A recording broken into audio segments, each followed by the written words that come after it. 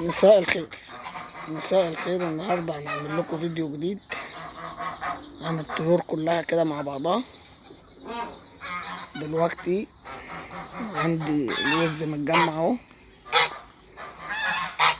اهو. شايفين انتاج الوز عندي قد ايه؟ ده غير طبعا اللي جوه اللي انا وريتهولكوا قبل كده راقد على البيض زي دي كده.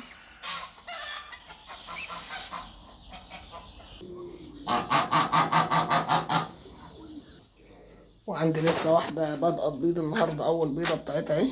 بسيب لها بس واحدة هنا عشان تبيض عليها والباقي بشيله. دي بيضة وز أول مرة تبيض عندي، هنشوف إنتاجها هيكون عامل إيه. ودي برضه أدي دي بيض فراخ. شايفين الكاوتش اللي أنا عامله ده لسه مجهزه للطيور للوز يبيض فيه. هما بحب الحاجات دي قوي. وبرضه حطيت هنا في الغرفة التانية لسه معملتهاش جبس، فحطيت دول مؤقت اهوت. دول البط والدند مع بعضه والفراخ البلدي والمجموعة كده اهي. التانية لسه برضه في حاجات جوه ايه عشان العدد مش باين كتير لأنهم متنطورين في الجنينة. ماشي اهو. في حاجات هناك اهيت